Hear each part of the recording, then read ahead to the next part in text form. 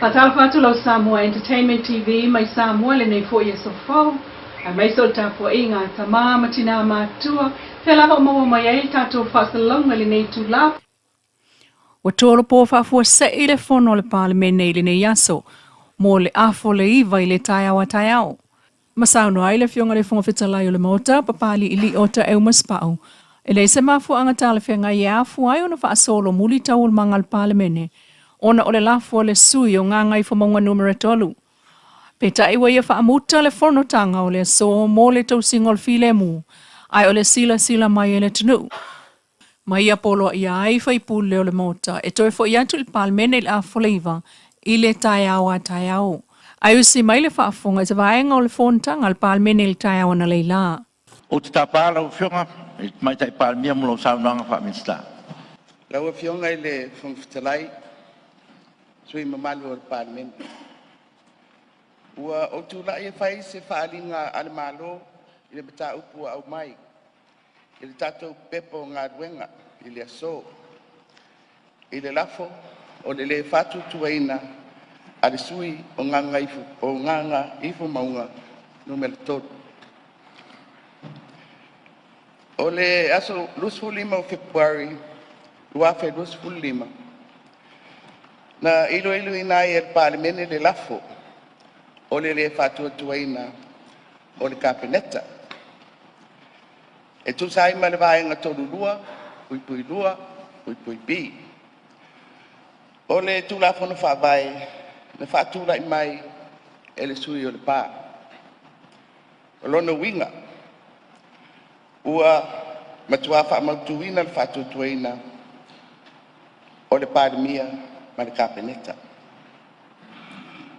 I le momoli alo ia mai o le kopi le nei o le lafo, ua i le laulau a fono. E le whailau tusi o le fono i le afiafi ana nafi, aso sā. Na whailoa mai ai o le a whanga soropea, ngā duenga le maro, i tūla fono tau whaofia tolu. Ona tangu fia ai loa lea, o le lafo a le sui o nganga i fumaunga numero tolu. Lau fionga le whangwhitalai ma le pai o le mauta. Ua iai se manatu o le malo. Ona ua anginga le isi le nei lafo o le whatuatuaina i lau whatananga whangwhitalai. Ua te tauloa.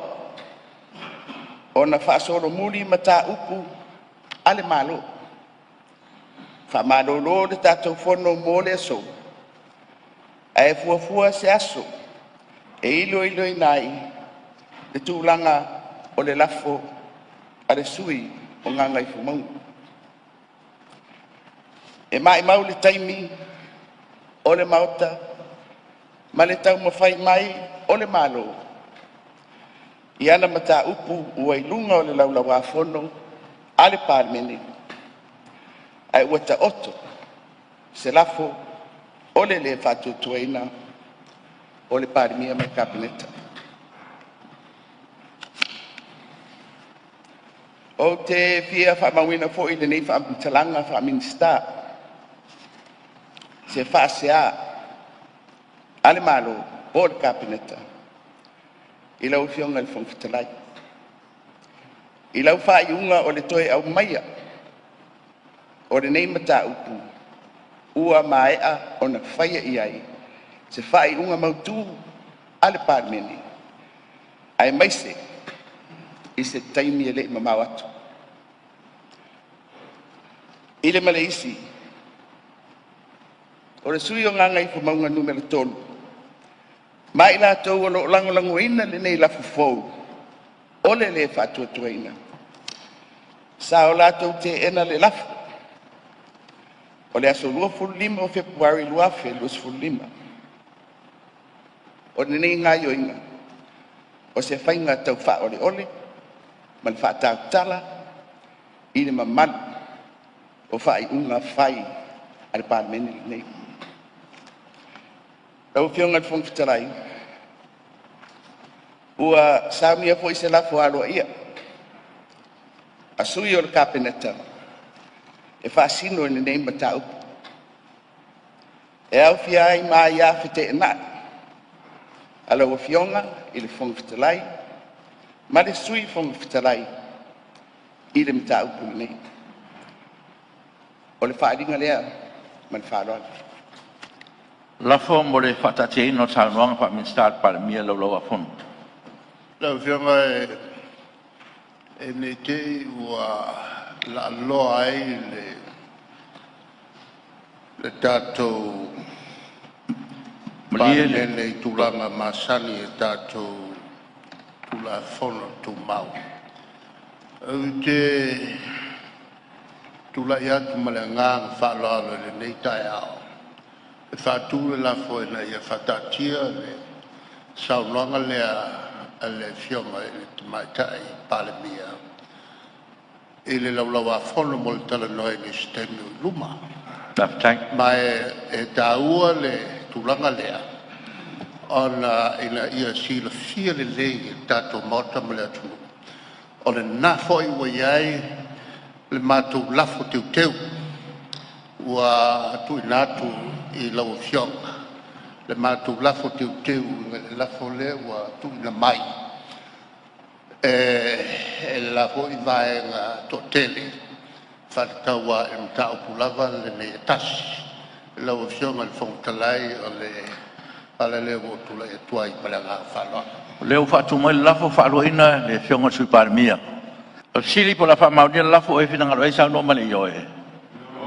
Au ese le ai ua manu malo le ioe. Lafo le te tai ma te whono le wang whai al fast. Ma sui whono le Palemene mo le tu malo palota ngai fo maunga lo toru. Ua mai atu whaina atu I lungo wa o tau lau le pepa po le lafo e peo no uta ua, peitai. E au peo no ufa manino mo silfia le Palemene fa pea. O la solusu tasi e anuari lua oru lima, na o forsia I lungo le Palemene le tarfea ngai o se lafo le whatutuaina o na tala no ina le Palemene. Peitai. O le lafo tuina mai le isa pipi. Ma tala no ina le solusu lima Februari lo olu lima. O lo tu sai mai a inga o tu lafo tu mau.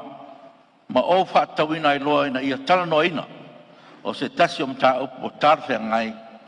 E tu sa whaavaya ma tu lafo tu mau. E ui o mai au na whaia iai whai unga al Palemene. Peitai. O manatu. O le toitu ina mai o nei lafo, e au pea o na tu ina atu I rumo al Palemene, mo le whaia iai o san whai unga. O mo ta upura whape nei, e iai te tununga o le whongwhitalai.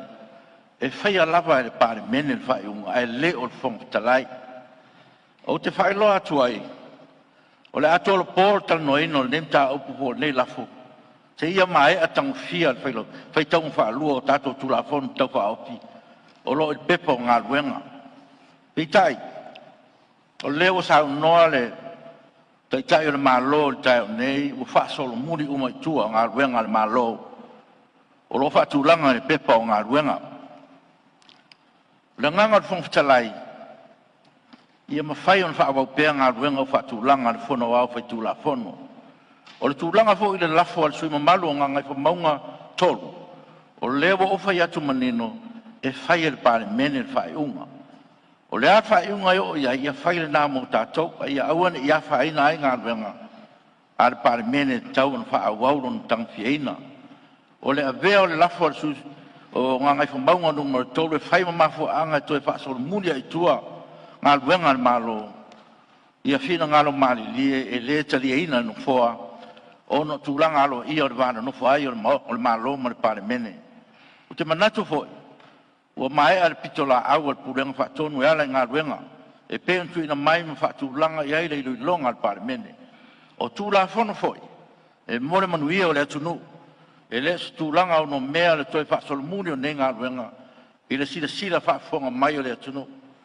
O lo iaia ia inga I tūla whono tū mau. E mwhai ei on toi whaasolomuni te tūla whono tau whaofia le malo.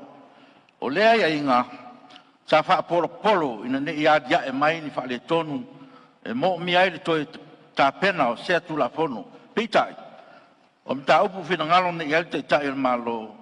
E le tar fia ngai ono le o i le la sanga mo le lau li wina le pare mene. E le aifo se fale tono tu lai mai ia ngā wenga le malo. E le aifo se mafu anga tar fia ngai. O le atoe fa solo muni ai. O le toe fa solo muni. Ua atangi ai le lea mana ia o le tau aloa. O mtafa i o i tausi al pare mene. Talu mai le aso rusu tasi i anu mari lua o lua lima.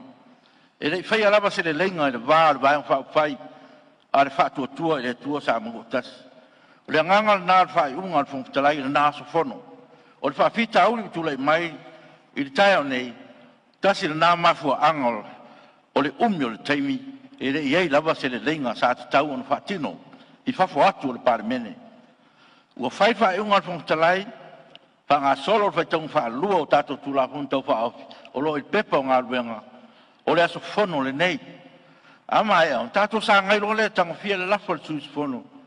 Mō ngā ngai wha maunga tolu. O le saunu anga e whātatau le lafo le wangia le fo wo o mai whongtarai. Ina ne e fsiri ngia pe e se awa taria ai le whongtarai le lafo. A le suis whono mō ngā ngai wha maunga numero tolu.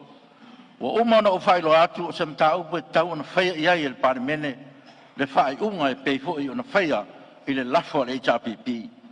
O te le i tari eina le lafo i se anganga e whapea. E ia whaia le whongtalai se whai unga. I lau tatanunga o le talia ma le te eno le lafo e aloa ia se whai unga e whina ngalo i le pare mene. E mo le lafo sa tau whaofi mai taio nei. E mo mi ai se toi wha manino inga o lo talia o le lafo. A tonu o manino la uforsanga i le whaafonga le maota ma le atunu. O iei manatu. O le awha tati ese mo le taimi nei. O lewa mai ono o watu mafuanga. E le uma le whai aso le ri. O lo loma fo le tano ino le lafo le suispono. Mo nganga i fo maunga luma le toru. Mai manatu. O se taimi tarwhea ngai fo le nā. E to e tu ina aro ia mai ai. E le aise fe lafo lo fo inga le neimta aupu. Ala whanga solo tātou ngā ruenga pen whatulanga, mai pepa ngā ruenga. Pio ngai whungtarai, o le mea e fia whaasao whaamana manama. Mua. O mta upo lau a whonu, mta upo le whonu whatonu. Mai e le whonu whatonu, le whaaua upo le whaaua wina. Sao manatu rau whiunga whungtarai te maua mai le anganga. O le ale au ngai whai mea ia. A le whapepe mai runga i le lafo o le whatutuai. Se mea ami o tonu le nā mea. Nā pau le anganga o le malo. A whai ala tātou toi fhoi le mea lea. Tātou wō iai. O na manino ai lea. O le whanga solonga o tātou ngā gwen. A mea le tupu. A ruan wārea. Sau whai mena lafu. A ua uma. O na whai unga al mauta. I le mita upo le whatutuaina. I le lafo o le aso rofu limo whiwai. A ua e le maua mai nā nganga. Le e tāru sanga atu ai ma whaari atu i manatu o le maro. O na oso rea o le masalo i la ua whionga marau te inga o le whona. Ioe. Nā watu le mātou lafo. Le ua e sao noma i ai. Ai au fia i te tonu a lafo na. Au a ia white e na. I le mata upu nei. Ma tira le saini o lau suafa. I tusi. E whape mai ai. Ua whatea. Nisi o kapineta. Mai le bahenga whaupufai. E manino ala o mea male abi o tonu. Tato o e whaine mea lea. Ina iro ila ia leo le tonu. Pe whaua ia tu la whono wa tātou bisi ai mati ngā inai.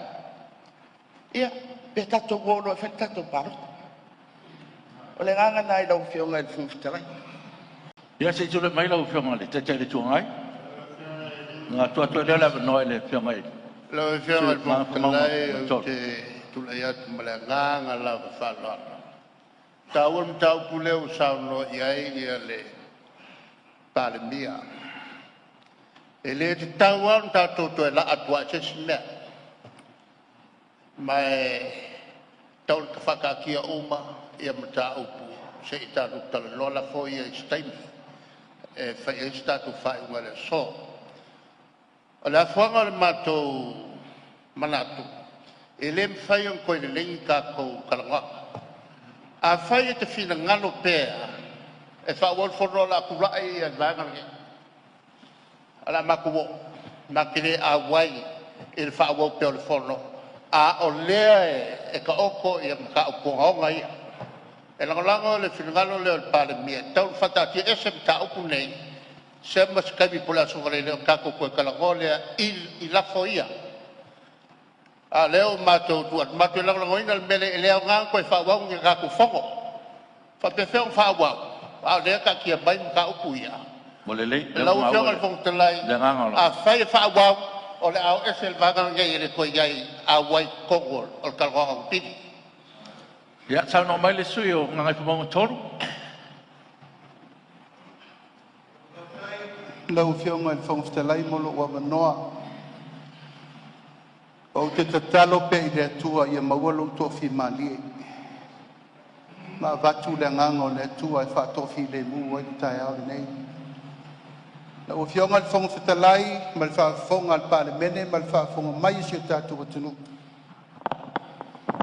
O lu ma whale ale nei na whai ai a tātua upu.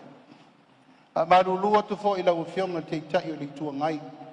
Ma le mātou tau mwhai atu. O le nganga atoa. O whea e awe i ei tātou wha mua le teimiri nei. O tū la whono e manui ai le atunu. O tū la whono e pui ai tātou ma le tātou teitai. Le ala le na mātou te talo atu ai le whina ngalo le nai tū o le mota. Iau tau whina ngalo maari lie. Tātou wha mua me o lo wha tali ma le tātou atunu. Le ua umal vai ngalo na lua, o uma le si tu la fono tele, o le fa solo le tu la fono tina, fa solo tato fainga palota, a le la momotu tu i, ono le fina ngalo le fainga malo e pui lato. O le ala le lau fionga te tai le tua ngai o te fa lolo maau. O le ua tau nu mai lau tusi, e la lango fa tasi malo mato manatu. O feo iai lo fina ngalo. La ufianga le whongwhitala, i tasi ale pule ba ia le maota le nei. I re tau whai atu. Mātou teo mai umai le lango le me te tō wha, ia i whātātia la ua la fua. O mana whātātia pepa o ngā luenga mo le bai aso le nei. O whea la abe ia i tātou wha momua. E whaile puinga o le fina ngalo o le pāne mia mar kāpeneta. O le lafo e whātūtū ia lato. E le i whai ai tu atu le maota le upulea no whai atua. Liu le tō wha. Sa ili whao tautanga, o fōa la mea le mta upu ale wa sauno. E o mai le so, e leise mea. Wa mātou whiwa tau anau e o mai tara noa mwha soa ona ea. O le mta upu wha loto i whale ui o lea. Te tatalo atu i lau whionga le whongwhitalai. Mātou te pi iama i lau whina ngalo. Wha au tātou ngā luenga se tae au i luma. Nā mai le mātou lafo. Leu tau nu mai le lango. Leu au tau ni maina. Whaftai i lau whionga te aitai o le tua ngai. O le te la lango lo mato manatu. E le wha tu la whonoa meia o tato iai. Ai whai mua le mea te tau na whai. O lau te talo lea. La re tō whai o iai laso le nei. Ia o la ina al whau tautanga lo loto. Tau si eri file mua mo Samoa. Al mato te talo le na. O ta oto le mato lafo. Le whau o ta oto lau tō langalango. Whai o lea. Ma le ngango wha aloalo. Sao no wha malo si au le whonga whetalai i whai pule o le mota. E aua le avea lea mata au pum wha mamafa i o lātou whina ngalo. O manatu rau whenga te te tua ngai o la whaet stala nu fua. No lewa maua whina ngalo te te malo malan kapeneta. Lewa maua whina ngalo rau whenga te te tua ngai ma nai tua mauta. E le whau te talo mai le sui o nganga kumbaunga numero tolu. O le nganga i o le whongwhitalai ia e le o loo nganga i tātou paremene ma tā upu o umon whatatia. Ai mai se foi. O lo whatalitari le tunu i tātou ngā ruenga o paremene whalangolango i le tunu. Ai ui lea. Ia, leanga o lea lava ua sau noa mai te tai o le malo. Le fo se winga e whai ei elo i o lato whina ngalo.